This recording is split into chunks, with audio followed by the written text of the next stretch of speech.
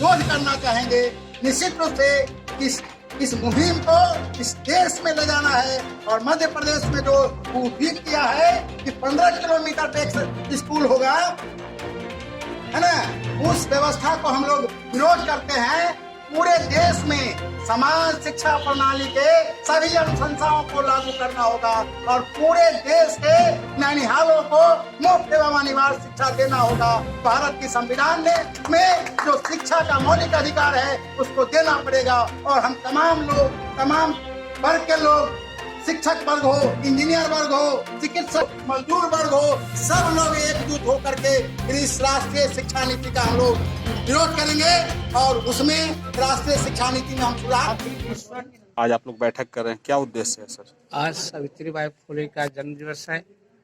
सावित्रीबाई फुले अपने समय काल में अंग्रेज के खिलाफ जो शिक्षा नीति जो आज तक जो चल रही है, वो जो उस दौर में जो लड़ रहे थे, उस लड़ाई से के बाद भारत में जो सरकार बनी वह शिक्षा के मौलिक अधिकार में जो जोड़ा गया था। आज जो वर्तमान जो सरकार है, शिक्षा को विध्वंस करने के लिए, शिक्षा को निजी करने के लिए बिल जो पास किया है और शिक्षा को जो बेचने की, जो अंडानी के हाथ में जो मोदी बेचने की साजिश रच रहे हैं, हम प्रधानमंत्री को आगाह कर रहे हैं, शिक्षा बचाओ देश बचाओ। तो आज दूसरी बैठक है। इस बैठक के बाद बिहार के कोने कोने में जाकर शिक्षा बचाओ देश बचाओ को, शिक्षा का मौलिक अधिकार में रहने के लिए, बच्चे को निःशुल्क शिक्षा देने के लिए, शिक्षा को समान शिक्षा प्रणाली के लिए और शिक्षक के जो है वेतनमान के मुद्दे, एक इस तरह के स्कूल का शिक्षक का एक तरह का वेतनमान हो, बच्चे के पूरे देश में समान शिक्षा प्रणाली हो, इत्यादि सवालों को लेकर सावित्रीबाई फुले का जन्म के अवसर पर हम संकल्प लेते हैं कि केंद्र सरकार के खिलाफ बहुत बड़ा आंदोलन करेंगे और सरकार को मजबूर करेंगे। यह जो शिक्षा का जो निजीकरण करने की जो बिल पास हुआ, इसको फौरन रद्द करे मोदी की सरकार। इसलिए इसी को लेकर आज दूसरी बैठक है, शिक्षा बचाओ देश बचाओ। राज्य के संयोजक कौशेंद्र कुमार वर्मा। नाम बताइए। अजीत कुमार, शिक्षा बचाओ देश बचाओ आंदोलन समिति के सदस्य हैं। आज महात्मा सावित्रीबाई फुले जो विश्व की पहली महिला शिक्षिका थी, उनके जन्म दिवस पर हम लोग आज विचार गोष्ठी कर रहे हैं।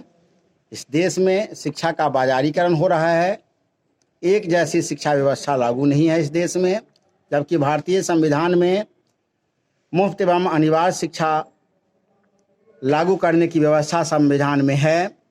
सरकार ने इसमें दोहरी व्यवस्था लागू की है।